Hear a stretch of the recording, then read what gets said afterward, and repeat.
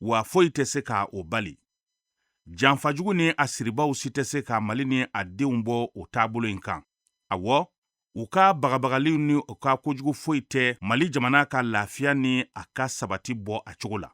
Lakanabaliya kow ni u ta wo ta, Malidenw ni u ka kɛlɛkɛcɛw bolo bɛ ɲɔgɔn bolo, ka jɛ, ka faso bɔ bolo la, ni u ka timinandiya ni u ka cɛsiriw ye, sira bɛɛ lajɛlen kan. Janfajugu min kun sirila, ka ninjuguya ni bingani wale ta, ka ɲɛsin Mali ni a denw mɔ, u ma mɔgɔ bɔ mɔgɔ la, dugubaw ni togodaw la, Kidal, Seware, Gawo, Kati, Senu, ka tiɲɛnibaw kɛ, min ye Maliden bɛɛ lajɛlen tɔɔrɔ, wa o tɔɔrɔ kelen, o sera Mali jamana ni a denw kanubaw mɔ diɲɛ fan wɛrɛw fɛ.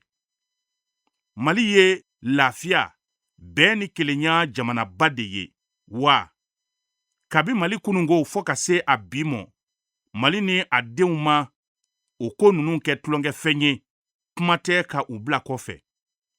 Wa fɔ an k'a dɔn ko kɛwale foyi tɛ Mali bɔ o hakilina ninnu si kan.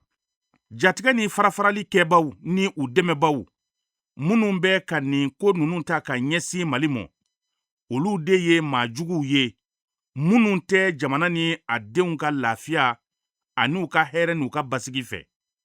Kojugukɛlaw ni u dɛmɛbaw si tɛ jamana lafiyalen fɛ hɛrɛ kɔnɔ. Nga o mɔgɔjugu ninnu ni u dɛmɛbaw bi ɲinɛ fɛn kelen min kɔ, o ye anw bɛnbaw ka yɛrɛkundi de ye, yɛrɛtigiya, an danbe ani an ka bonya sɔrɔli kɔnɔ. Ŋaniyajugu wale dɛmɛbaw, aw k'a dɔn ko aw ka fɛɛrɛ jugu foyi tɛ se anw ka jamana la.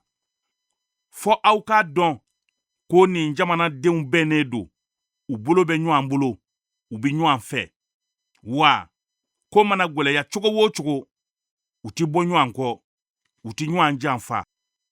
Wa maa o maa n'i y'i kɔ da Malidenw ni u ka badenya, u ka kelenya ani u ka bɛn la, i bɛ u sɔrɔ i ɲɛ.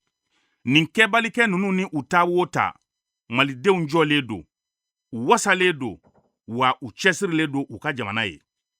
K'an to ɲɔgɔn bolo, kelenya, ɲɔgɔn k'u kɔnɔ, o bɛ se ka nin janfajugu sirilen ninnu bɛɛ lajɛlen wuli ka bɔ an ka jamana kan. Barisa bagabagaliw ni u ta o ta, Mali bɛ ka taa ɲɛ, a jɔlen don, wa danti kari a la. Bato majara ni mari basri dango ma atarida. Bato majara ni tamade indri jagoro atarida.